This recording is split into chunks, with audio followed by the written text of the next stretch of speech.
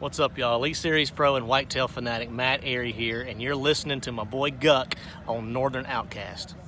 Welcome, boys and squirrels, to the Northern Outcast Outdoors podcast, The Outcast, your home for all things hunting, fishing, and ball busting related. Powered by Citizens Hunting Co., A&F Custom Calls, and Out on a Limb Manufacturing. All right, boys and squirrels, we are back again. We are rolling along season 3. This is going to be episode 4, as the crow flies, as we like to say. Something like that. We got a returning guest, which I've been really excited for. Kind of had a little bit of a mishmash trying to get him on here. But we got our boy, the People's Champ is back. Alan McGuckin, our dude, Big Brother Guck, is here to talk all things bass fishing live, might I add, from Lake Okeechobee, Florida right now. Yeah, fellas, thank you so much for having me back on, man. Greetings from room 223 at the Best Western. Best Western. You really treated yourself there, Guck, didn't you? Yeah, I'm pretty sure they built this in 1979. Excellent. Great year. Great year. I can almost see the yellow wallpaper from here. They take good care of it. It's clean. They do a good job. Yep. Leave a chatterbait on your pillow every night. Yep. Not quite, I will. Guck, we were just talking before we hit the record button. I guess by the time this episode airs, this event is going to be far over, but we're day 2 down in Okeechobee, and it is absolutely insane what has happened the last 2 days. And this is the first event of the 2023 season, and it's nuts down there right now. I haven't seen anything as crazy as this, like watching bass live in a few years. Yeah, and you know, you guys are obviously passionate about all things outdoors. And, you know, this body of water has got its troubles right now. It's got a ton of ecological issues. And I don't mean to start that as on a downer, but all of us who love hunting and fishing in the outdoors, you know, there's a lot of ecological struggles going on down here right now with huge, massive algae blooms and some resultant fish kills and what have you downstream, right? We all live downstream. We've heard that saying over and over. Mm-hmm. And it's true. So Okeechobee is not at its healthiest, believe it or not. Yeah. Yet we had 3 guys catch 29 pounds or more today. It's insane. So, it's insane. Yeah, it's you know, the fisheries guy in me and the ecologist in me and the fishing fan in me. It's kind of like, oh man, thank God. You know, I mean, this place has got its troubles, but good God, they've showed out the last 2 days here. I mean, we're on pace to see multiple 100-pound bags at this point, which I believe, was it, correct me if I'm wrong, 2012 was the first time Okeechobee had a 100-pound, actually the state of Florida had a 100-pound bag, and I think it was Monroe, if I'm thinking correct here. Wow, dude, yeah, you're way ahead of me on that. I can't answer. I don't know. I'm pretty sure that was the first 100-pound bag on Okeechobee. It was Big Ish Monroe. Now, stay tuned because, again, by the time this airs, but tomorrow is Saturday, day 3 of the event, and we do have a north wind coming in. Yeah. And cooler temps. So things could and probably will change. And that's one of the things that's really hard to do here is be consistent. Yeah. You know, when I look at the leaderboard, Steve Kennedy is in 3rd. He had a big day. He's had 23 pounds both days. Mm-hmm. So when you study this stuff, I always look to see who's put together 2 really consistent days. You know, Drew Cook put together 22 pounds each day. So, you know, you can't obviously help but ask, okay, Brandon Cobb caught 22 yesterday, 32 today. Yeah, 2 7-pounders is nuts in the same hour. So what happens tomorrow? We've already seen. We won't go on and on because, again, the event will be. But Scott Martin was blowing this thing away. Oh, it was insane. Yesterday, and he had some live well issues today, and also they just didn't bite in that small area where he was yesterday. Yeah. So he's fallen greatly in the standings. So consistency here, while the big limits are what we all celebrate and cheer for, consistency is the thing that's hard to come by. Scott Martin was, I guess not a surprise. I was texting you yesterday about it because he was putting on a clinic between 9 a.m., 10 o'clock when I finally turned it on at work, and I had a second. I was like, oh my goodness, because I saw like what he had, and I was like, oh my goodness, he's putting on a freaking clinic today. It's unbelievable. Then it seemed like everything kind of shut down around noonish, but he There was a couple hours there where he was a world beater. Yeah, he was just absolutely out of control. But he was, that's his home lake, like you said yesterday. And really, he hasn't had a big performance since he's switched from the FLW to the Elite Series, which was kind of surprising to me, honestly, that it's taken this long for him to really, get moving. But it's cool to see him, hopefully make the money Saturday and, show up Sunday too to fish since it's his home lake. Yeah, for those who don't know, Scott Martin's the son of legend icon Roland Martin. Yes. And he was literally born and raised, and still to this day, Scott lives in Clewiston on the south end of the lake. So say that this is his home lake would be an understatement. Oh, yeah, for sure. Today, guys, he only had 12 pounds today. He stayed north again today from what I saw on the tracker there. It seemed like a lot of the big bags, I know Brandon Cobb was to the south, and there was a few others that were to the south there. I think Steve Kennedy was to the south as well. So what you're confessing is you did no work today and watched Bass Talk or Bass Live. That's between us, Guck. Come on now. You're saying that a little loud. I'm proud of you, boy. I'm proud of you. It's the first event. I'm not going to miss the first event of the year. I haven't missed the first one in a while. At every event, you hear me? Well, call me after Seminole next week and we'll figure it out. or we can just go down live and we'll just come live. That works too. Guck Live. That's going to be our new segment. I'm in. I'd carve out an hour for this. But getting back to what we said, the amount of 6 and 7 pound bass that have been caught across the board the last 2 days has just been insane. There's been people jumping from 50 up into the top 10, dropping back out. Your boy Bernie Schultz actually is one of them. He finished number 1 yesterday, and he dropped down, I think, out of the top 20, I believe, today. Yeah. Exactly. So 28 pounds yesterday, 10 pounds today for Bernie. Yeah. Sitting in 14th. Yeah. He's a neat guy, man. He's Bernie's 68 years old. Looks like he's 40. He's an OG. There was another old head that was fishing too. I can't remember his name now. They were talking about, but he was the one that won the first bass event on Lake Okeechobee. I think in like '88. I think they were saying. I didn't recognize his name, but I probably should. Larry Nixon? Maybe. Yeah, maybe it was him. Yeah, Bernie's a cool guy. Bernie, he's got a degree in art, and he awesome. actually My people. for Bass. He illustrated for Bassmaster for years. He's a really good writer. He still writes for Bassmaster. He's made 9 classics. Just a cool dude, man. And he's huge into antique lures. He actually hosted an antique lure convention gathering in the off season. He's a cool cat, man. Yeah, that's awesome. It's cool to see him still. I mean, that's what's kind of great about the sport too, is it's, kind of timeless like golf. You get a lot of guys that have been around for a long time. It's really cool to see that. Yep. So I keep hearing you guys talk about some giant bass have been, getting caught and brought up on the boat. Is there anything that they're, attributing this to out there? Anything you're hearing as to why it is so good these first 2 days, Guck? Well, you can't catch them if they don't live there, right? And they live here.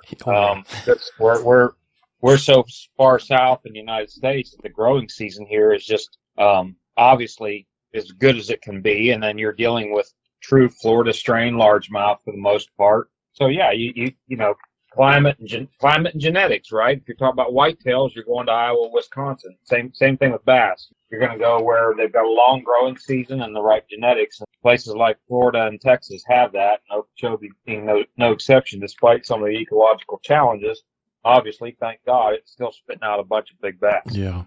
The one thing I noticed watching too is there hasn't been like a single technique that guys are keen in on. Everybody's catching them on everything at this point. I've seen jerk baits, I've seen flukes, I've seen frogs, I've seen skitters, I've seen what I called you about. baits. Yeah. Actually, Scott Martin caught those last couple I was watching on a spy bait. From what I could tell, at least, it looked like a spy bait. Looked like some sort of topwater prop bait. Yeah. Yeah. So that it's not real. It's kind of like a spy bait, but that's the old. I don't know why. No one's ever seemingly been able to explain this, but it's actually an old devil's horse style, what we call topwater prop bait. Okay. So it's got 2 spinning props on each end of the cigar-shaped bait, topwater. And the fascinating thing about the way they work it here is they work it extremely slow, so it's not a direct, chunk and wind situation. They work that little prop bait extremely slow in one little area around a clump of vegetation or whatever. And even weirder is those fish will oftentimes, for whatever reason, sort of swirl underneath that bait and give themselves away. And then if you can stay calm enough, they'll come up and flap. I mean, that's going to be the issue. That's kind of Florida really fishing there, though. Is just that you find them. As long as I've been in this game, I've never.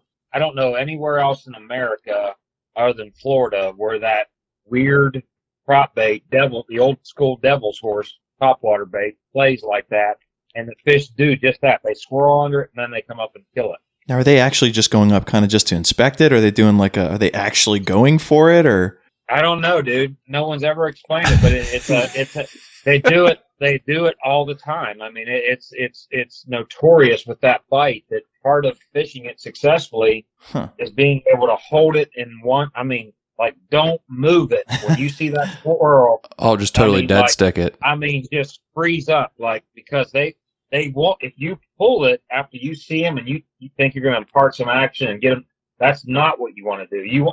When they give themselves away, you just want to just freeze, and then they'll come up and smash it. Yeah, that's definitely. I've never heard that before. That all started with the old devil's horse lure. I think that who made the devil's horse? Rebel, I think.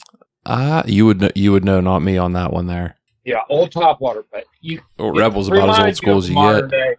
Nobody knew what a spy bait was until 10 years ago. But yeah, I think you're not wrong there either. This has been going on in Florida for 30 years or more. Okay. Oh, for sure. It was anybody else other than Scott Martin really throwing that? Because he was catching everything on that yesterday. Today, it seemed like he was mixing up a little punching. A lot of guys, it seemed like, were mixing up a lot of punching today. And I did see some frog action, too. I saw a lot of frog bites on some of the highlights. Yeah. Steve Kennedy was catching him on the frog there for a minute there, which I love watching that dude. He makes me laugh every time he's on camera. Yeah, so I'm going to guess that 80% of everybody in the field has one of those devil's horse style prop baits tied on. Yeah. But probably most noteworthy as far as rare patterns in this tournament is Tyler Rivette from Louisiana is actually up in the river portion. Yeah. And he's live scoping with a jerk bait largely. Yeah. Yeah. He was kind of a dark horse there, especially today, because he was putting an absolute hurting on him. And I won't, man, if you're like pick the winner right now, I might pick him just because he's in water that nobody else is in. Yeah, and he had 24 yesterday up there. He had 29 today. He had 24 quietly that first day. He had 24 very quietly that first day. Yeah. So I mean, if I had to choose a winner right now after 2 days of competition, I might choose him. He's in a good headspace, and he's in a portion of the lake where he has no company, and that's another huge storyline here. Is that this is a enormous body of water. I mean, they call it the inland sea, and yet because of the pollution and the algae blooms and turbidity and dirty water, and its fish is very, very, very small. And you'll see that when you tune into Bassmaster Live. You'll see, Gerald Swindle and Brandon Cobb were within yelling distance each other all day, and that's very common here. Is that fish is very small. Well, when you don't have to contend with that, like Tyler Rivette does not right now, that's a big, big deal. Yeah, I did notice on a lot of the highlights that within camera frame, you could very easily see 2 to 3 boats almost any direction. One of the live cameramen were kind of aiming, and it seemed like everybody was kind of just elbow to elbow, kind of just basically staring at each other as they were pulling in different fish. Yep. And you expect it, so for the most part, everybody gets along and deals with it because you just kind of know coming in here that that's how it's going to be. Yeah, so if you're able to get a little consistency and get away from the pack, that definitely. Yeah. And everybody out there, make sure to comment to Guck on his Instagram whether he's right or wrong after he's made this call today on the podcast. Yeah, bring it on. Bring it on. Yeah. Guck fishing. Let me hear from you. The Guck crystal ball. I want to be honest. I'm pulling for Steve Kennedy at this point. I think he's in a similar situation, but he was in a crowded area today. He was in a very crowded area. Very crowded area. Yeah, it's hard. He's been incredibly consistent. 23 pounds each day. But so anyhow, that's skinny so far after 2 days of Okeechobee. Well, we did bring you on. I was telling you we wanted to kind of do a little preview for the Classic in Tennessee here. So I mean, I can't think of a better segue after just talking that much about one event. But I I think this year's going to be a crazy year after what I've just seen the last 2 days. I'm like really excited now for Seminole. And where are they going after Seminole, Guck? After Seminole will be the classic. That'll be the classic right Yep. there. So I mean, like, man, it's gonna be crazy. I It's going to be think. at the end of March, yeah. Yep. Knoxville, Tennessee, the Tennessee River, and we were in Knoxville a couple years ago when Art Defo won and had incredible crowds, set records, broke records for fan attendance, and I don't see that changing. Knoxville's a cool city, and you guys are so close. I expect to see all of you drive down and be there. Oh, Listen, I would don't, love don't it. get us. Yeah, well, I mean, I would love it. We'll be there if necessary. Yeah, it should be a good event, man. It should. Now, in that event, if you had to kind of, as a precursor, another little guess from you here. I know after going back and looking a little bit at the event when Ott won, he, for the majority, I think, of the event, he ended up winning with largemouth. Do you see possibly somebody switching out and kind of going at it with smallmouth? Do you think it's going to be another largemouth affair? I would lean heavily to largemouth. Yeah, I don't know that you can have a mixed bag and win there. Mhm. I'd be shocked if it was one with predominantly smallmouth. I think it'll either be one with largemouth or a mixed bag. Okay. Yeah, it's funny that far south that smallmouth would even still be in the Yeah, even be a conversation. factor. Yeah. Well, you mean what do you mean? Well, like that far south, usually you don't hear about a lot of smallmouth. Like you say, Well- like Tennessee, we consider the South, up here. Yeah. So to hear someone say like, oh yeah, and these like bodies of water that far from us, I guess, to say smallmouth is, a factor is kind of wild. Well, the world record came out of Tennessee years ago, and it's a different strain than what you have in the Great Lakes region. It's a Tennessee strain smallmouth. That I live in Oklahoma, and the lake that I live on actually was stocked in the early 1990s with smallmouth from Tennessee. Our guys literally drove fisheries trucks to Tennessee and picked up some of their brood stock and brought them back to Oklahoma and stocked the lake. No kidding. That's what we catch it. Lake Texoma, Lake Tenkiller, Lake Skytook, where I live, so many of the lakes in Oklahoma are all filled with Tennessee smallmouth. Skytook's a pretty deep lake, if I remember correct, from when I was looking it up when you were telling me about it. Yeah, it's our deepest spot is probably 80 to 100 feet. But that's the deepest. I tell people all the time, it's like a miniature table rock. It's kind of that's the best description I can give it. It's kind of we've got a lot of standing timber in some of our coves like Table Rock does. It reminds you a lot of a small table rock. Yeah, I think that's really cool. Yeah, it's a beautiful lake. Well, as far as Tennessee is concerned coming up here, what are you looking guys to be throwing? What do you think is going to be the hot bait in Tennessee? It'll be a little bit of you mean the Bassmaster Classic? Yeah. It'll be a little bit of everything. It could be a little bit of everything. It could be crankbaits, it could be chatterbaits, it could be spinnerbaits. Crankbaits were probably the biggest player across the board there the last time we were there. Okay. But yeah, a little bit of everything. It's off-colored water, dirty water, and a wide variety of stuff. I mean, my goodness, Jeff Gustafson, the Canadian, won there. He won the elite there out in the middle of the river channel, essentially, vertical jigging small minnow style bait out in the middle of the river where he found some clear water smallmouth. So yeah, it's wide open, and I think that's what'll make this classic special is it'll be hard to handicap it. Yeah, it's you not going to pick a winner there. Man, that's a tough one. Yeah, it's not going to pigeonhole anybody into one specific style or technique. It's going to be whoever kind of can figure it out, well-rounded, and find something that kind of going on from before. And now, just after I told you it probably wouldn't be dominated by smallmouth, Gustafson actually dominated that event with smallmouth. So I'd make a liar out of me, but it would be a long. He had found a mighty special pot of fish, and that just one of those deals where he was doing something nobody else was, and but if I'm guessing, that probably I don't think that will repeat itself, but it could. Yeah, that'd be something crazy to see. Well, Guck, what else is going on down in Okeechobee right now? You said you're editing some photos down there. You got any good scoopy scoops down there from any of the pros?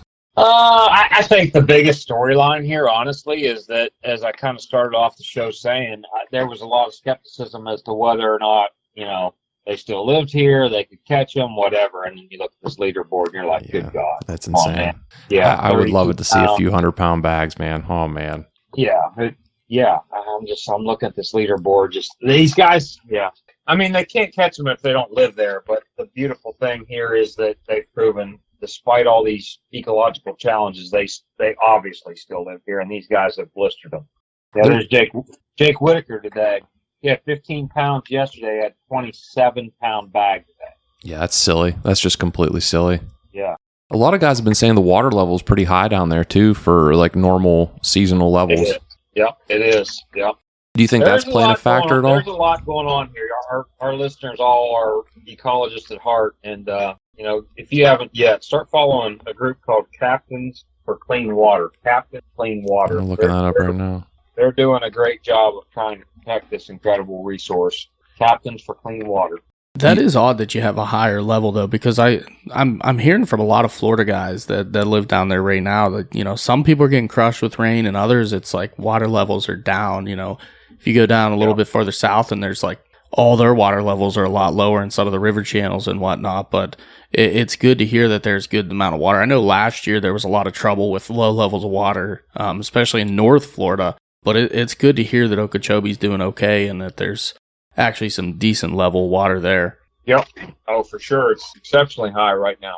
And is that just because there was a lot of rain in that area specifically? I mean, obviously that's what's going to cause that, right? I mean, it's just a weird area of Florida that they probably do get a little bit more rain than northern, I'd imagine. So you have some of that, but then you have what they call the pump back, which is when they're basically the water that flows south is being pumped back up into the lake. So I'm not as educated on all of it as I should be or would like to be, but let's just say there's a lot going on right now in this fishery. And your listeners, if they want to dive in, check out captainsforcleanwater.org.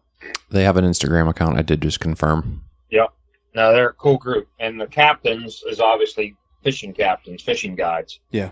I mean, the bass, and especially, black bass and whatnot, they're a very valuable resource, especially for what you do and, from a lot of these professional fishermen. And to be honest, that's the only thing I've been really fishing for the last 4 or 5 years. So, it's something we do have to protect. We have to take care of. And I'm glad to hear that somebody's out there doing something about it down in Florida because, like you said, that is the home of some of the bigger bass in the nation, these giant, 7, 8, 9 pounders that just... You're not going to find that up here, really, and down there, that's a beautiful resource that they have, and it's good to hear that somebody's at least has their eyes on it, and they're kind of trying to do something about it. Right, and it goes far beyond that, so it's more than just freshwater largemouth, but it's also how the things that go on in this freshwater fishery affect the coastlines where it drains out. If you've got, obviously, huge algae blooms, toxins, and such, that we've had major fish kills downstream as a result of some of the struggles that are taking place up in Okeechobee. Mm-hmm. So, I urge everybody that's listening to check out Captains for Clean Water and get behind those guys. They're doing cool things.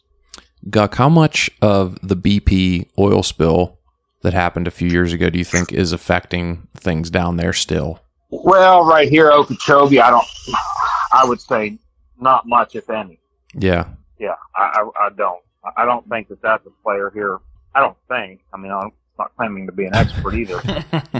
I think what the things that I'm describing are largely inherent right here to Okeechobee itself. I gotcha. The algae bloom though, that's been in the Gulf of Mexico too though. That's not just local to Okeechobee though, correct? Well, so I'm hesitant to dive too deep, fellas, but I'll give you here's kind of the quick skinny. We'll believe anything you say, Guck. So just go ahead and just fire it off. Well, I grew up where you guys live and work and are sitting right now, and so you don't think about what goes on in South Florida, right? Oh yeah. This is the part of our country that grows a ton of the sugar. This is sugar country. You go, what are you talking about? Well, Ohio's corn country, and you grow plenty of corn in western Pennsylvania. Well, down here they grow sugar cane. Mm-hmm. And so you have, they call it big sugar because it's an enormous industry, and it all takes place down here in South Florida around this reservoir. And that's kind of where the conflict begins. You have farmers that are obviously trying to fertilize crops, and some of that water ends up, being put back in Okeechobee, and there's high nutrient loads. And are you following me here? So there's a fight between environmental purists and doing the right thing and the sugar industry. And that's kind of where the fight begins. Yeah. And that's where everything started to kind of, that's where tensions grew and still grow to this day. And of course, nobody wants to take the blame, right? Yeah. So, yeah, it's crazy that something like that can have such an insane effect on, a body of water that large, especially. I mean, Okeechobee is one of the biggest bodies of fresh water in the eastern United States. So it all relates to farming, fertilizer, algae blooms, and the subsequent, we live downstream from those algae blooms. Yeah. And it runs ultimately into our oceans, whether it's the Gulf on the west side or the Atlantic on the east. And we've witnessed major fish kills. And so when we talk about Captains for Clean Waters, that's not just a freshwater Okeechobee thing by any stretch of the imagination. Yeah. That encapsulates captains, fishing guides all over South Florida. Probably, I would absolutely say far more saltwater guides. Oh, yeah. The freshwater. So I hope that gives some clarity to what I'm talking about. But, yeah, that's way more than I would have ever even tried to hypothesize, if you're using big words. Yeah. It's a really interesting situation, man. So, Guck, I had another, I guess, topic we can slide into here, but we were just talking about on the last episode. We're kind of in that void in Western PA where hunting season's kind of over for whitetail, and everybody's waiting for turkey. It's kind of too cold to go fishing most of the time. But there's no ice on the water. It's kind of that void of like nothing where everybody's just like hanging on for those first like couple warm weeks. Yeah. What do you do? Because, I mean, it gets pretty chilly. You guys got some snow there around the same time we did. The days you can't get out there, those long stretches there, what do you do to kind of fill the void with your fishing? Well, I fish, honestly, man. If the weather will permit, I fish right through the winter. I fish in January, I fish in February, and fishing is really difficult this time of year for me. It's largely a suspending jerkbait thing or an Alabama rig, but if you want to get into, tackle prep, one of the most basic things people can do to prepare for the upcoming season is trade out. If the treble hooks on your crankbaits aren't sharp, if they're not sticky sharp, now's a great time to be swapping out hooks on all your favorite crankbaits. It takes a little bit of time, and it's something that you can do when it's really not conducive to getting out there fishing. That's some behind-the-scenes work that is worth investing in. Obviously, guys will work on reels a little bit, make sure they're oiled up, ready to go, taken care of, re-spool reels with a fresh line. But the treble hook thing is a real good place to start if you're a crankbait guy. Oh, yeah, the sticky sharp thing, that's actually funny you said that. The one guy I met with Datsun Bait Blades, they make musky baits, but he always said if you can't hang it from your fingernail, it's not sharp enough. That's actually a pretty sticky sharp's a good way to put it. I've never heard that before. Yep, for sure. Yep. Everybody should have a pair of split ring pliers in their tackle box. I agree with that too. I've learned that the hard way, especially fishing topwaters and not even just crankbaits. Yeah. If you're grinding, if you're crankbaiting and you're making constant contact with rocks, your crankbait hooks they will dull inevitably throughout the course of one day on the water. So yeah. I am adamant about that. If that's what I'm doing, I'm always checking those baits, and I learned that from Kevin Van Dam, quite frankly. I mean, I've seen him change out treble hooks 12 times in one tournament. Yeah, that's crazy. I mean, that is his game, though, is the jerkbait game. I mean, he is the jerkbait master as far as anybody in our generation is concerned. Yeah, crankbaits in general, anything with a treble hook, man. Especially if you're cranking something down there and it 10, 12, 14 feet, and you're bouncing off the rocks, those hooks are taking a beating throughout the day. So that's a little tip going forward into spring. Make sure you're always mindful of whether or not those treble hooks are sharp or they're not. They need replaced. Get out the split ring pliers and take 5 minutes and get them swapped out. Do you have a go-to brand for treble hooks you would recommend? I'm not overly faithful. There's so many good ones out there. Yeah. Probably Mustad more than any. Okay. But I mean, you can't. In today today's market, everybody's making quality stuff. I'm not overly loyal to any one brand. They're all great. I mean, Gamakatsu, VMC, they all make a great hook. But the key thing is do your job as an angler and make sure they're fresh and sharp. Oh, yeah. Well, I feel heavily incompetent right now as a fisherman. As you should. I don't think I've ever changed out a single treble hook. Now, I don't fish. Your hooks are just all nubs. I'll be honest. I don't know Oh. many lures I actually fish that are treble, though, to be honest, anymore. Okay. Like, from what I fish, I very rarely am I running something with a treble.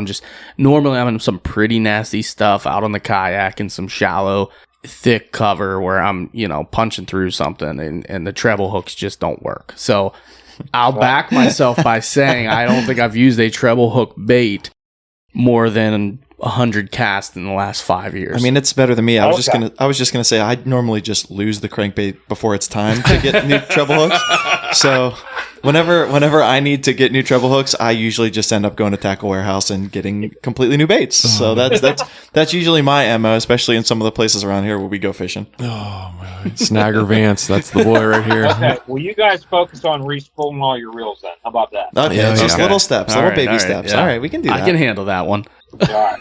Oh, man. I am beyond beginner level when we start talking fishing, Guck. I apologize, man. No worries. Right now I got turkeys on my mind. There's just other things. And when we start talking fishing, I mean, you get me fired up. Don't get me wrong.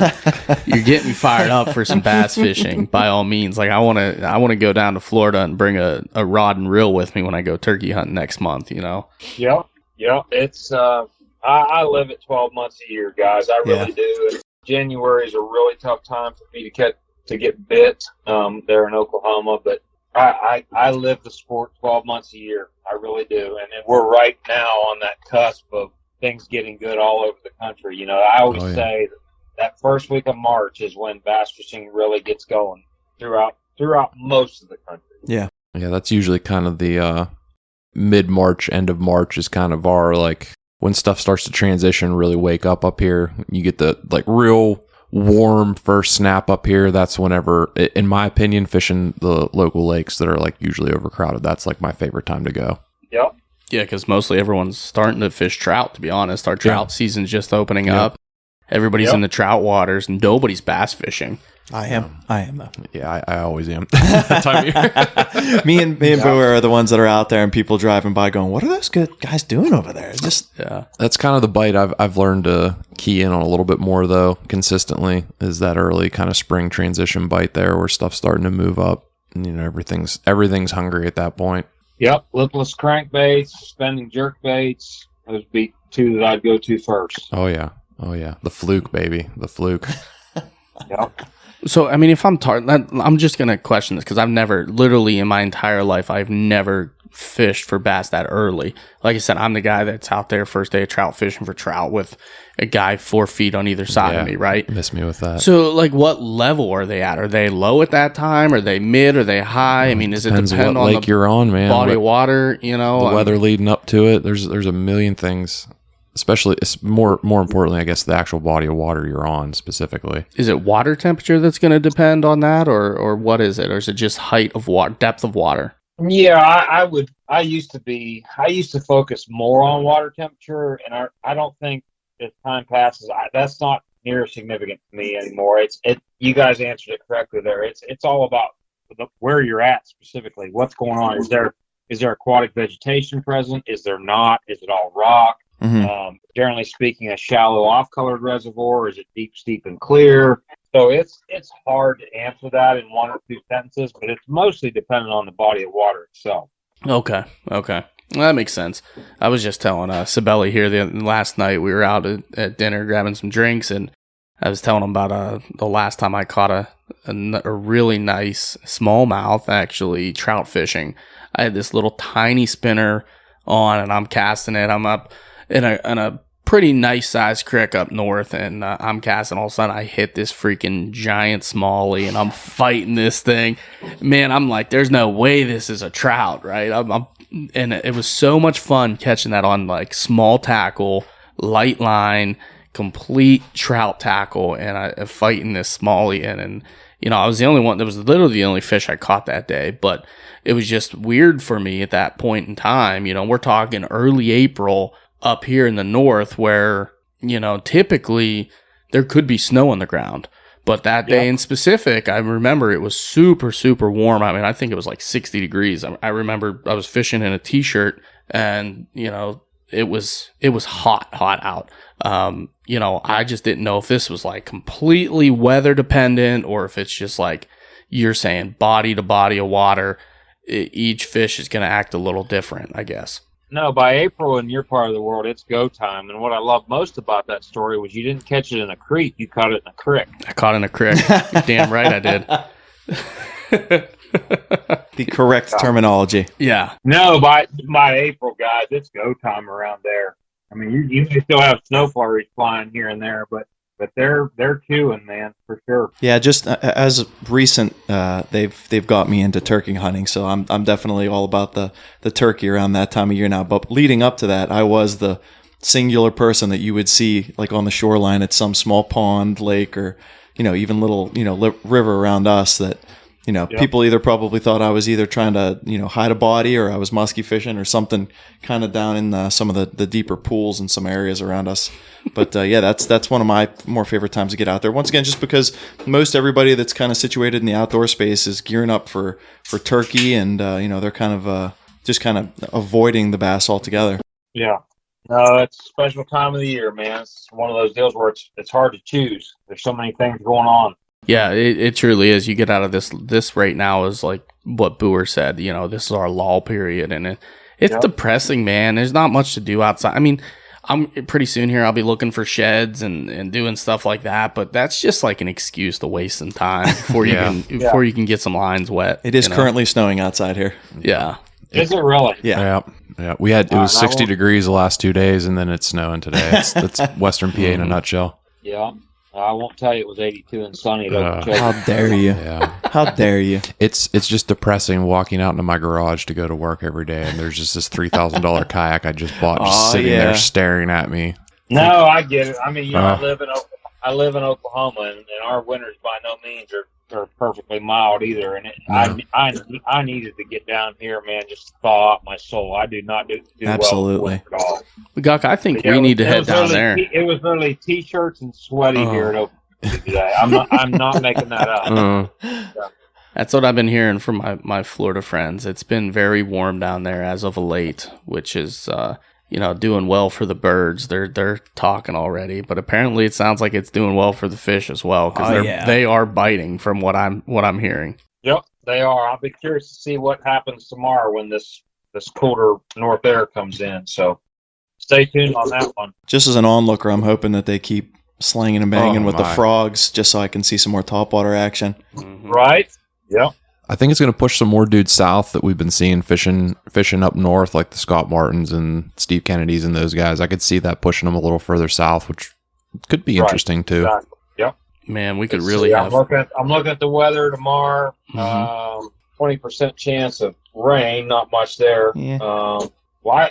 It's giving it to me in Celsius, guys. What's going on here? Oh, come on. Was it 20 degrees communist? Is that what it says? Yeah, what Russian bloc? What Russian bloc area are you down? See, this is coming from the people that were making fun of me for not having an iPhone. Look what's going on here. Oh my! We're inclusive, folks. Okay, but yeah, come on, man. Okay, here we go. Mostly cloudy at 73 for a high tomorrow. So all right, okay, and it is going to be a north wind. Gusting as much as 20, so it's a game changer. Yeah, that's going to be a little wicked. There was a little bit of a breeze today. It seemed like a lot of the guys I was seeing, there was a little bit of chop across the water there. Post frontal day on Sunday, we got mostly sunny, 84, but still a northerly breeze, but light winds on Sunday. Yeah. So tomorrow will be the weather. The weather will be the story tomorrow.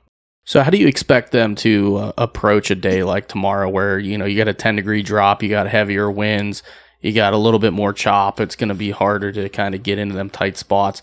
What do you expect them to do to kind of combat that and put up big numbers? So they'll slow down even more. If they haven't slowed down already, they'll have to slow down even more, kind of what we call dead sticking, where you might launch a Cinco or a worm out there and leave it sit for 4 seconds before you move it. Wow. And they'll probably get a little tighter to cover. So it's not going to be, it shouldn't be, I wouldn't think it would be a deal where you continue to sling a chatterbait around or a swim jig around.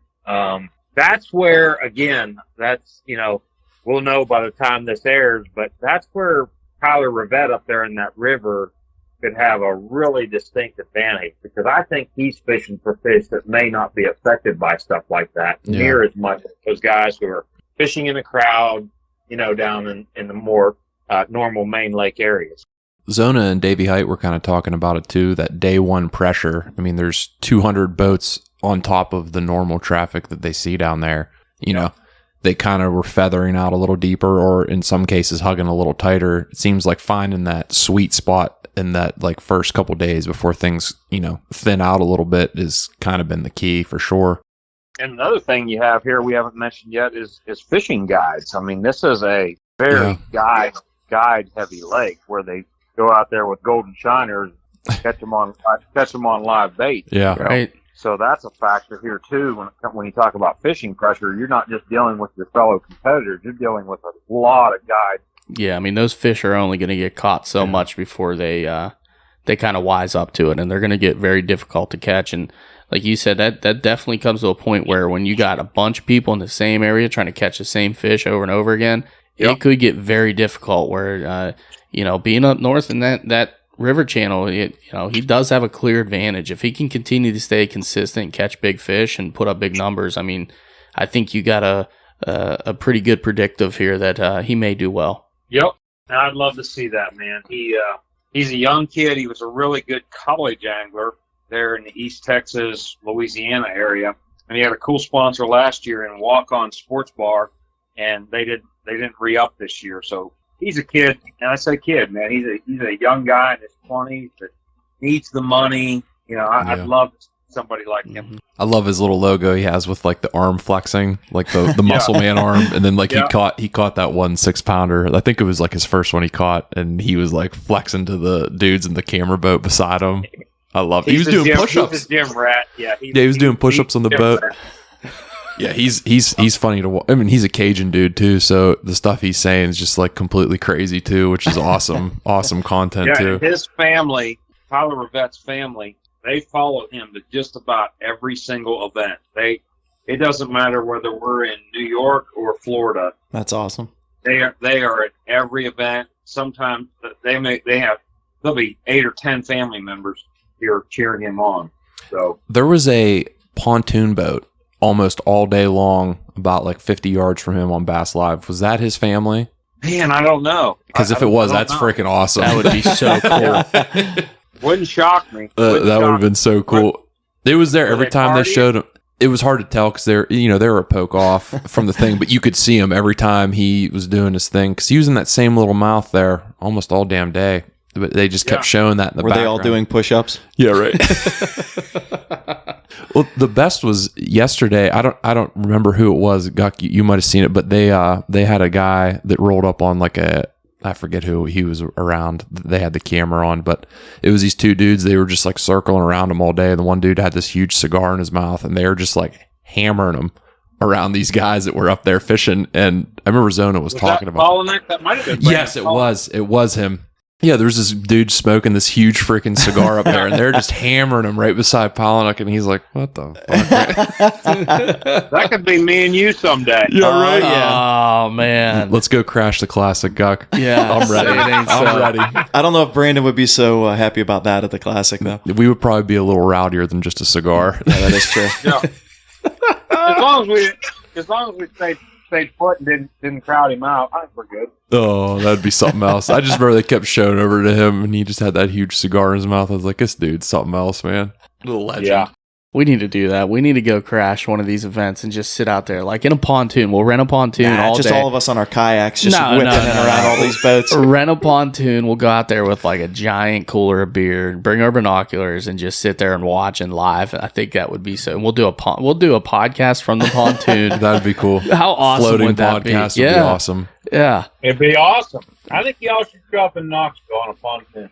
Oh man, that sounds like a challenge. Nope. Yeah, please don't challenge her. Don't. It is a challenge. My wife's going to divorce me when she comes home in 20 minutes. Can't wait. Guck, please don't. That's all I got to say. No, I like this, Guck. Honey, got a new idea. Going to Knoxville. Yep. Yeah. What's the farthest north the tour's going this year? Are they going up to the St. Lawrence again? It will be at St. Lawrence. Yep. So that's the answer to your question. Is St. Lawrence be the furthest north, and then also Lake St. Clair, Michigan. There at Detroit, about 5 hours from you guys. Ooh. Yeah, that's not too far. We might have to work something out here, Guck. It's been too long. I'd love to see you. I'll most likely be at that one. Oh, we'll definitely have to do it in person for sure. Then if we get Dude, that that'd going, be awesome. that'd Yeah, be really we just cool. got to get them on the pontoon. Yeah, It's a very pontoon's coming. It's a very easy drive, man. You jump on the Ohio Turnpike and you scoot across the northern part of Ohio up through Toledo, and before you know it, you're there.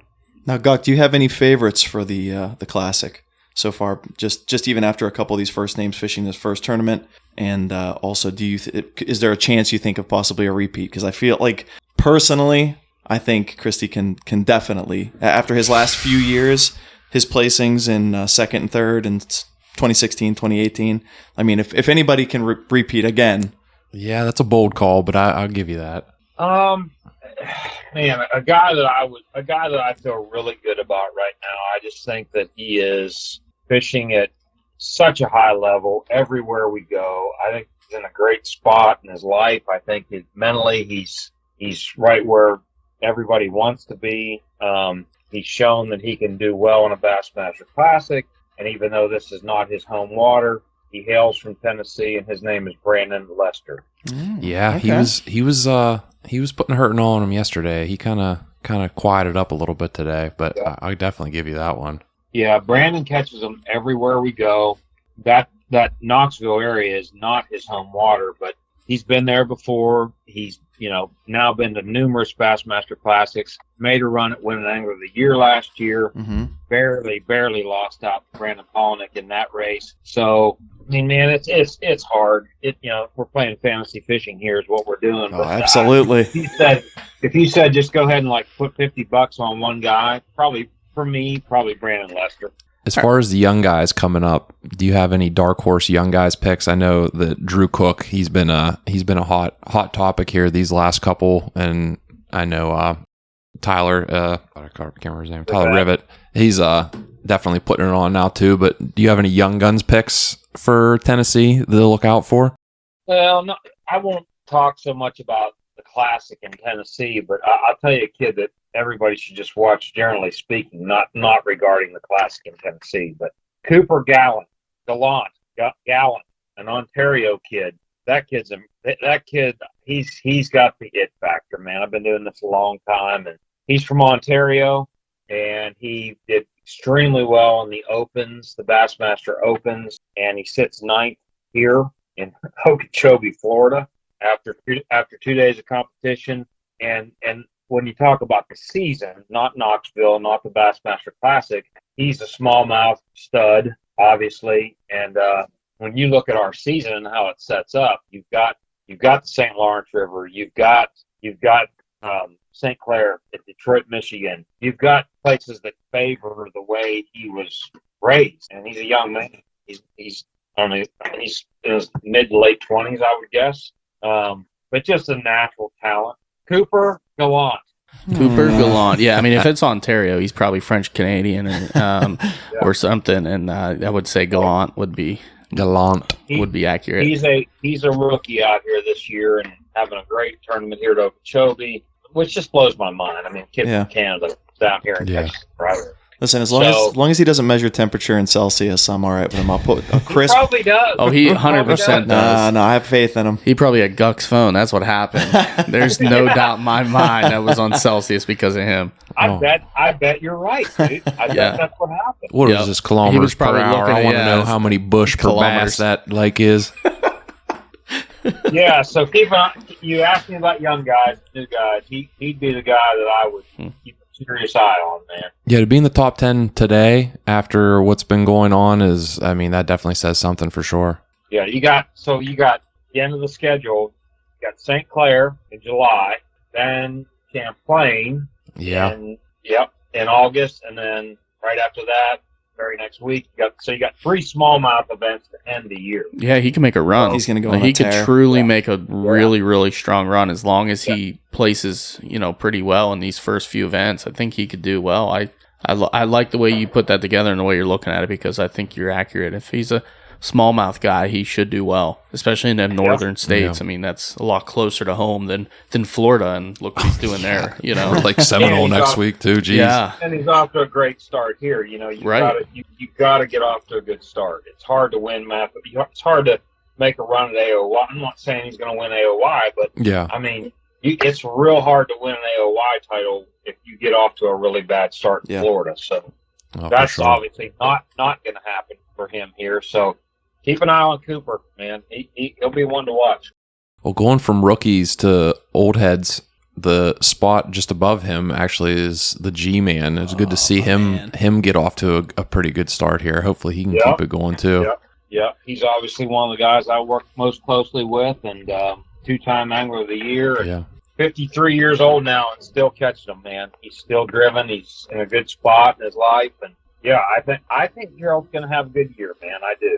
I really do. I'm looking forward to testing out some of his new line of rods and reels that have been trickling out here and there on like Tackle Warehouse and stuff to just help support the G-Man a little bit and rep some of the gear on the local lakes. Yep. And he's put a lot of work into those, man. It really has. A lot of work, a lot of testing. So yeah, they're doing that project is being done right. It really is. we got to be careful if we're putting somebody in the old head category, and he's only 53. Veteran.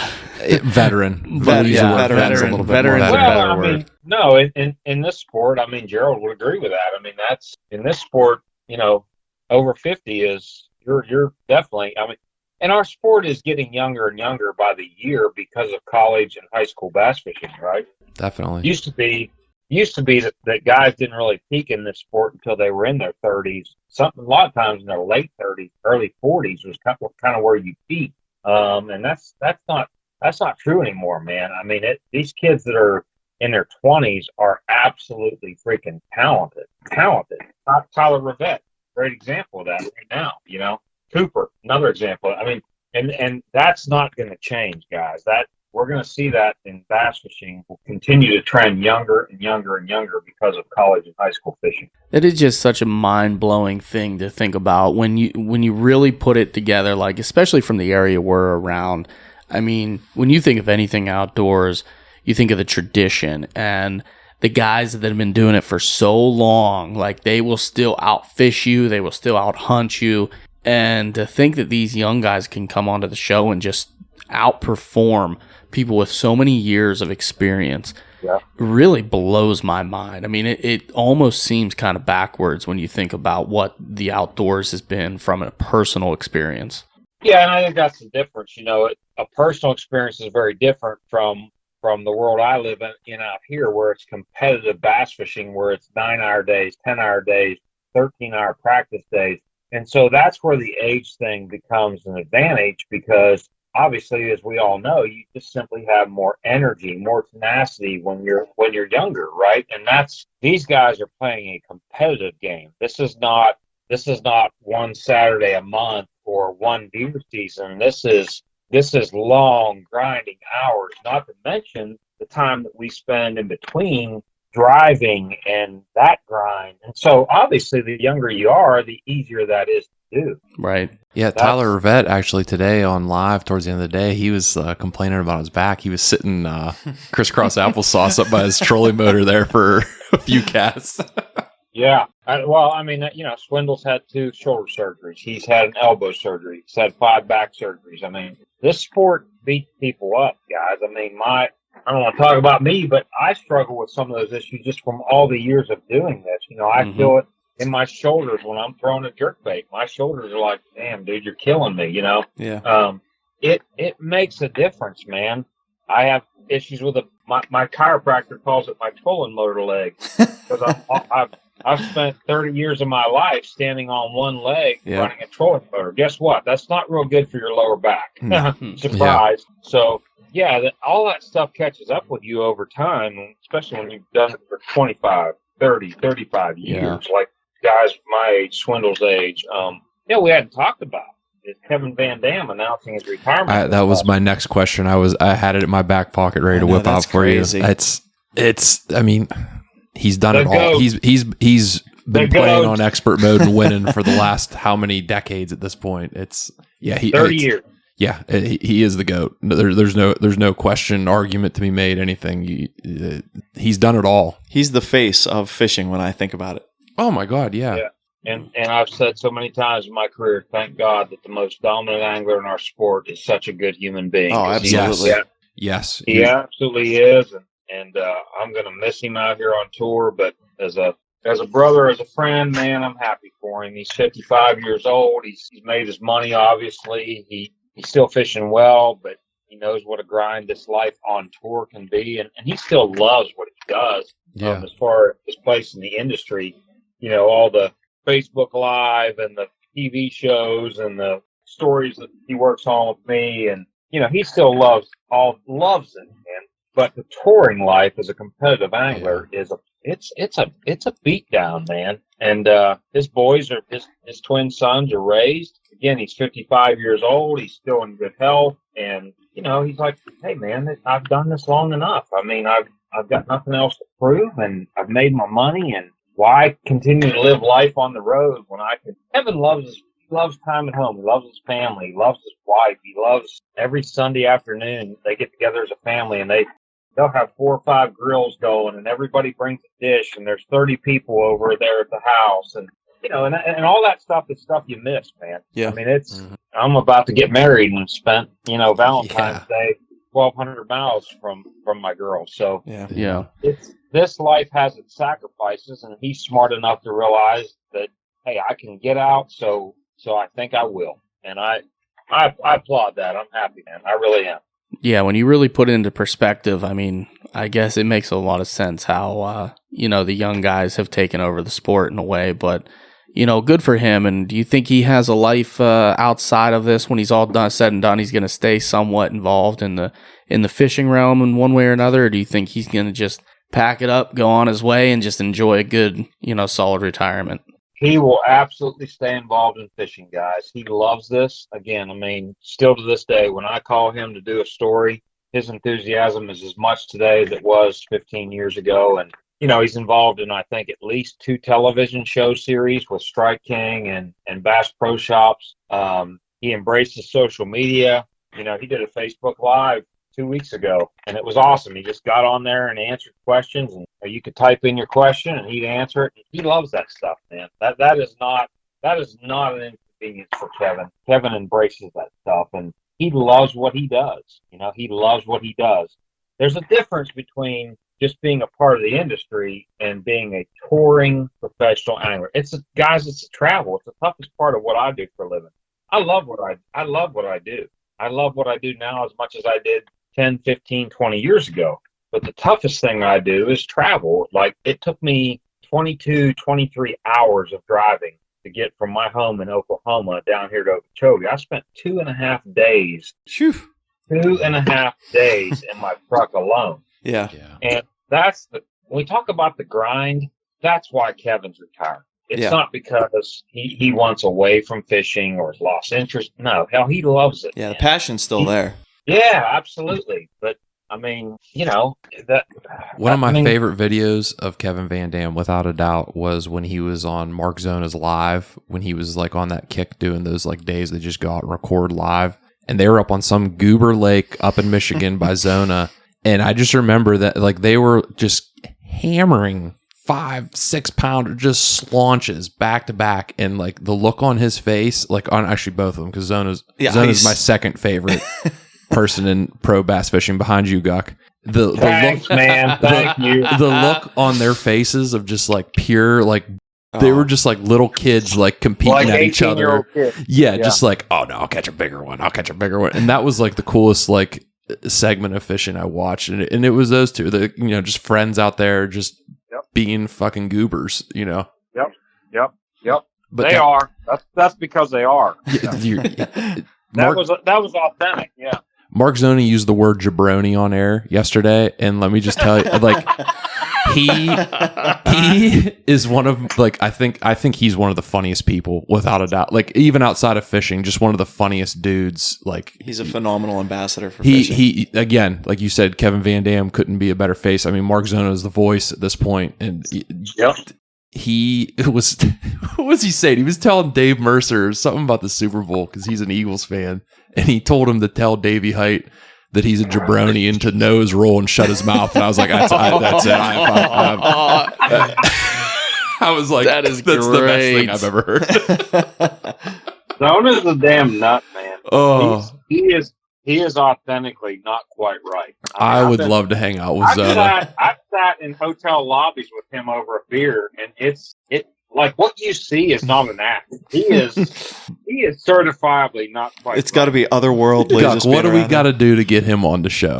That's what I need to ask you off air. Is what we got to do to get Zona on the show? We'll work on it. Oh man.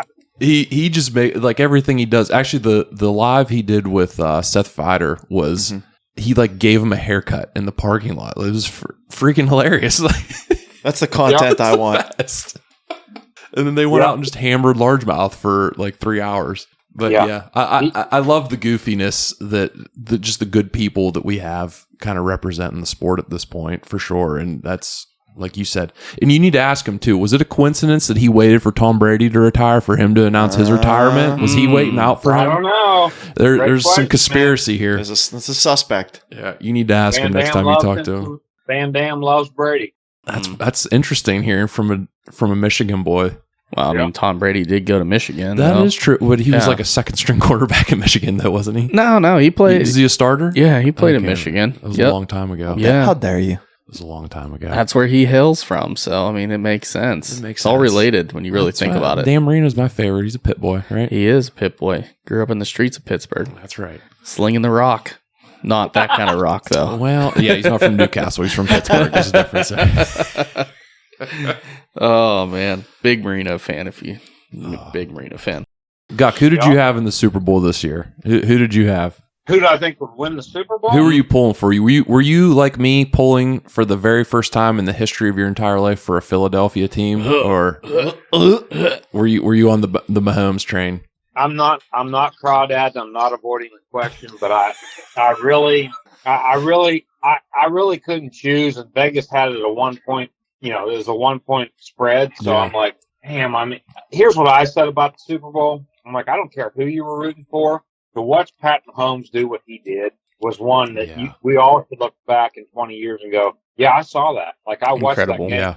Yeah, when he went into flat out Superman mode, that was superhero type stuff. Andy Reid too. Oh my goodness, that was his best game as far as I'm concerned. Which is surprising because when Andy Reid used to, obviously coach for the Eagles, when Donovan McNabb was up there, I mean, he single-handedly questioned. I mean, it was but I'm pretty sure he blew that game. I mean, some of the play calling towards the end at that NFC Championship game was very suspect. I mean, it was not good. I mean, Andy Reid has not been known for big game situations. Who did they lose that to? Was that the Buccaneers the year they won? I don't remember, but I will say Andy Reid and Mahomes. I mean, you're right, Guck. When we look back on this, I mean, it's gonna. I would put it up there. I mean, it's gonna be called same as like the Jordan flu game and some of these other games that are just like completely memorable.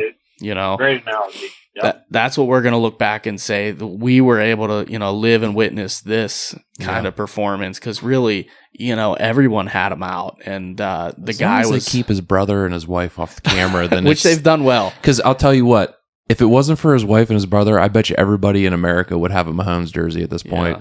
Right. It's he could very easily be the next Brady that we're witnessing. That's what's kind of awesome about the whole thing. And just to switch it to sports, woohoo! We've been talking sports the whole time, Chuck. That's true. You're right. Yeah. So living in Oklahoma, like my fiance, she loves Mahomes and the Chiefs, but you also had my God, I just had a brain fart. Texas is right to the south of you there too. No. Jalen Hurts. Yeah. Jalen Hurts played for the Oklahoma Sooners. He did, but he was an Alabama boy first. But right, he was.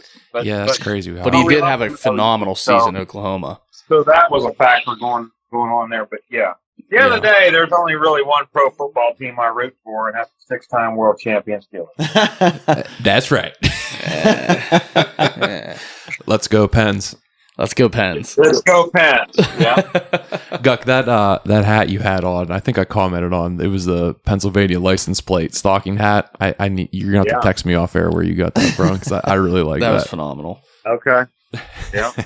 You guys will also love knowing that one of the things I do in January when the fishing sucks is I go to Tulsa Oilers hockey games. Okay. All right. They're not affiliated with the NHL. It's an ECHL league. Okay. Not affiliated with the NHL in any way, shape, or form, as far as I know.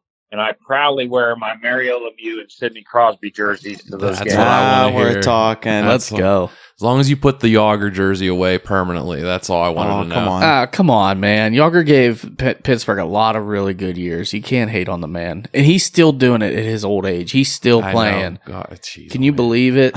He's nuts. All you got to do is just wear the Yager T-shirt under the Lemieux jersey, and it shows just the right amount of respect. I don't have the Yager jersey. I've got a Lemieux jersey, and I've got a Sydney jersey. You need to break out the Kasperitis jersey. If you don't got that, don't talk to me. Don't tell me you're an old school Pens fan. I was more of like a Mark Recchi fan. Ooh, touche. I Wrecking started ball. going.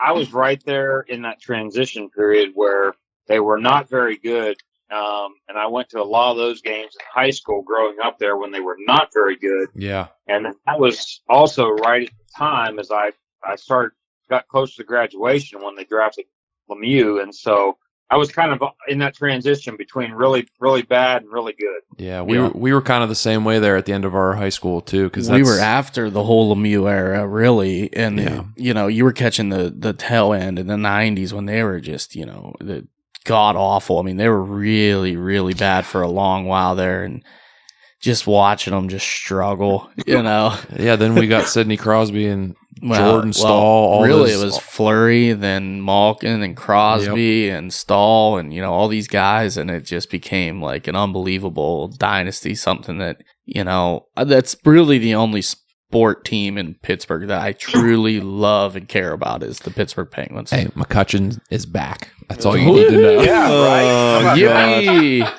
Past his prime. They should have signed him when they had the chance. We just went down too many rabbit holes right there. Yeah. So tying two topics together, this is really cool. So Save the day, the guy. Bassmaster Classic was in Pittsburgh in 2005. Yes, it was. And for as long as who won it? Oh, Who won it? Wait, it wasn't. I wasn't. no, it wasn't him. It was he was. Kevin Van Dam. I was stupid. How about me. that? I was going to And I say was it, and then I was standing- like, "This is a trick question." What was the total pounds? It was probably like 7 pounds for however many days. They counted one catfish. Yeah, they counted no, 3 you're- carp and 2 gar. Well, you're not totally off. It was, I think, his winning weight. Was 13 or 15 pounds. I know it. Yeah. Ugh. Putrid. Wow. Where did they fish in Pittsburgh? It was literally like at the point, dude. Yeah, Nuh-uh, seriously? But Yeah, it was tying wild. these two conversations together, that was 2005, and I vividly remember the weigh-ins were at the old Civic Arena, Mm-hmm. and that was the very summer that they had just drafted Sid the Kid. And there were Sid the Kid T-shirts, and so you had the Classic going on in Pittsburgh. At the same time, there was this renewed excitement for the Penguins because they had just drafted Sidney Crosby. 2005, summer of 05. How about that? Another young Canadian that came in to be a stud. We could see the same thing here with the young Canadian fisherman. Go on. Old Yeah. Cooper Gallant. He could be the new Sid the Kid. Guck, we're gonna have you on the show in like 2 years, and we're like, oh man, I can't believe he won whatever. You were right. Yeah. Oh man, yeah, 2005. I would have been in 8th grade. Great. The 8th grade. Yeah, Makes me feel so young. Yeah. it makes me feel kind of old too, though. In fairness. I do remember when it was there though, and catching a little bit of it. And I'm like, you're right. It was in my Van Dam. mind, thinking just like, God, they have to just be bringing in bluegills with like these Or weights that Bodies. I'm seeing. It was just. What- Yeah, All there's right, the here's some locks more and everything trivia. there too. What was Van Dam's winning lure? Oh, It was summertime. probably one of his burner spinner baits. I was going to go spinner I'm gonna bait say as well. corn, knowing that area. corn. I'm gonna say that is awesome. Corn. I'm gonna say Rainbow corn. trout. He had a Three- gulp. He had the gulp. 3 pieces of corn on a size 4 Oh. with three split shots and 4 pieces of corn. That's about what you would use in that vicinity of the Allegheny. You nailed it. That's it. You nailed it. Perfect. What was it though? In all seriousness, He went on old school jerkbait. yeah. Okay. The His go-to. That's just the go-to. That's what I think of whenever I think of twitch and his, jerk, man. That's his techniques. It always But- impresses me watching him work that thing one handed when he'll like start talking with his hands and he'll just be like flicking that reel with his left hand around and then pop pop pop and then flick it a couple times with his finger. I still can't do that, and I have pretty massively large fingers too. It's crazy to see somebody doing a technique like that just off of like just sheer muscle memory. Nonchalant. Yeah, it's just they don't even think about it in the moment. They're just actively doing it while carrying on a conversation or doing something else on the boat. And Perch color jerkbaits, Allegheny River. Put a human fingernail on it forever. I was gonna say added realty. No, so I was at that event, and you know what I remember about that was he was throwing that jerkbait. There was what do they call it, like a parking wharf? Is that what they call it? Yeah. Yeah, there was like this parking where you were like basically parking at river level on the Monongahela, and he was basically throwing that jerkbait. I don't remember if he caught a keeper there or not, but one of the areas I watched him fish was along like a seawall. Yeah. Like people were parking to go to work, and he was just throwing in their back seats. That seawall on the Monongahela River right there. I mean, I don't know, quarter mile from the point itself. Yeah. Wow, that's incredible. They need to that come was back. I want to see such that. a weird event. No, though. I remember, don't ever want them back there. I It want just them makes back. me sad to watch people have to fish in that stuff. I do remember that's whenever they But you like know still had what, that stuff guys? on ESPN because the year before, correct me if I'm wrong, Iconelli won his first one in 2004, correct? No, 04 was Takahiro and Lake Wiley. Yeah, that's right. But ESPN kind of had that little stretch through those years where they were like really pumping it up, which was cool too. But Yeah, I remember them that's awesome. showing Pittsburgh all over the place, and it was just Oh, it was just the so coverage weird. was incredible. Yeah, no, the coverage. Yeah, you're exactly right. ESPN owned it at that point. And Yeah.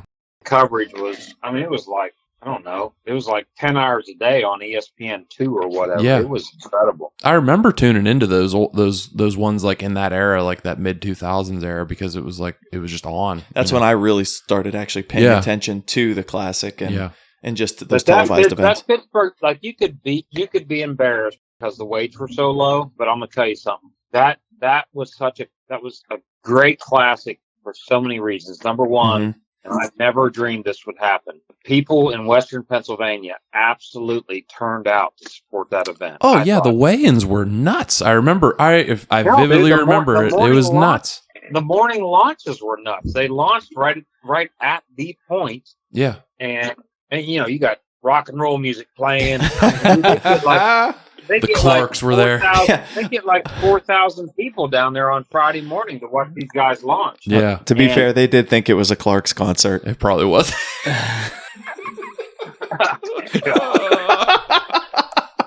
I have a that story is about the great, Clarks though. off air. But the other thing that made it cool was not only did people turn out, the city supported it. They really stepped up to support it.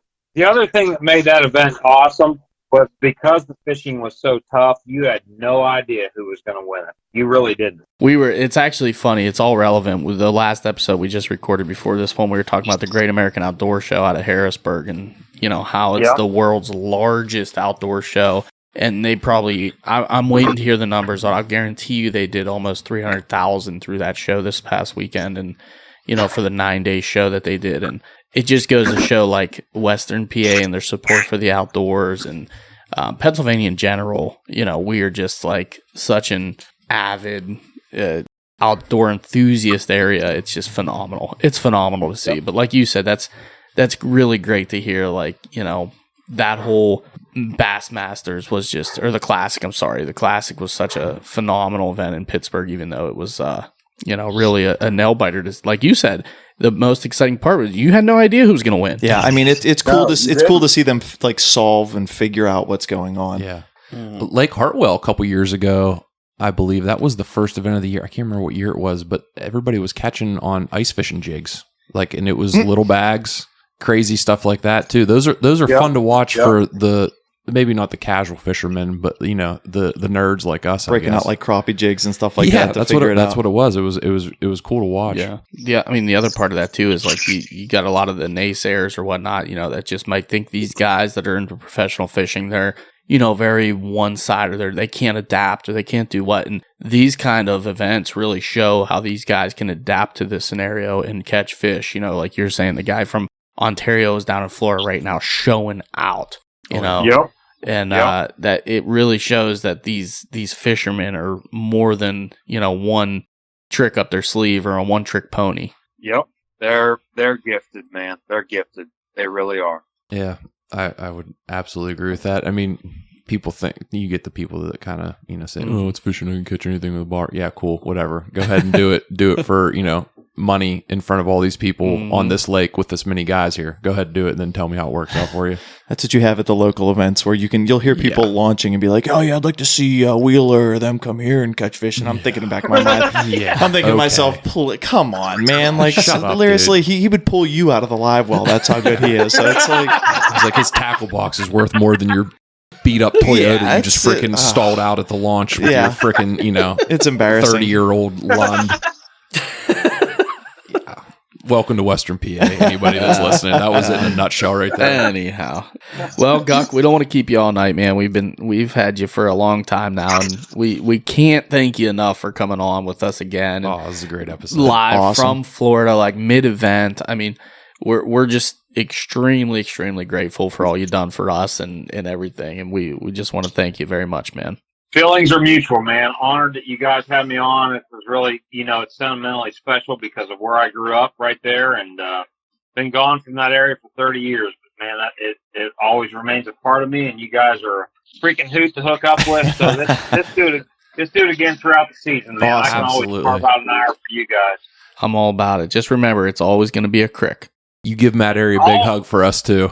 It is not a damn creek. You hear me? It's not a creek. I'm going to make you a t-shirt, Guck, that says, "It's a crick." And it's just going to be your face wagging a finger.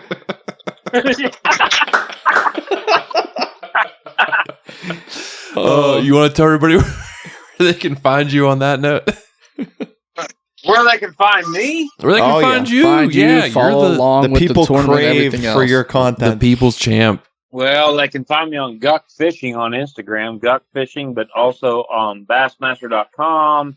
Depending on what event I'm working, Bassmaster.com, Bass 365, Anglers Channel, Bass Resource. Don't want to leave anybody out. But yeah, all your favorite bass fishing websites, short stories, and then I always try to post them, obviously, cool photos on my Instagram site, Guck Fishing. So, yeah, man. Awesome. We'll be headed to Seminole next week, and then home for a while, not very long, and then the Bassmaster Classic in Knoxville in March. Well, I'm sure I'll be chirping you next week with whoever's the hot hand next Friday, but I'm sure you'll be hearing from me tomorrow as we're watching Bass Live too. So, Guck, it was a pleasure. Yeah. Thank you. We're going to do it again here soon. Man. Likewise. Thank you, fellas. Thank you. Sir. Bye, brother.